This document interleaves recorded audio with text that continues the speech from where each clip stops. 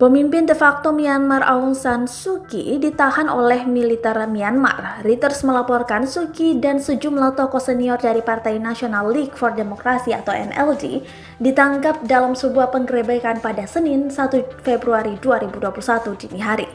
Juru bicara NLD Myong Yun mengatakan kepada Reuters melalui telepon bahwa Suu Kyi, Presiden Myanmar Win Myint, dan para tokoh lainnya telah diambil pada dini hari.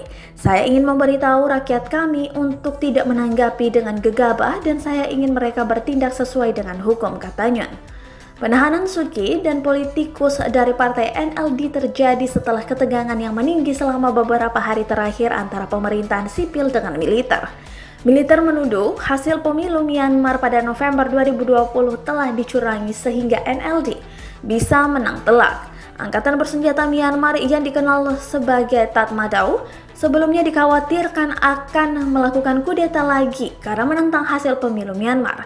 Ketegangan politik di Myanmar meningkat ketika juru bicara Angkatan bersenjata Myanmar Mayor Jenderal Zon Min Tun menolak untuk mengesampingkan kudeta.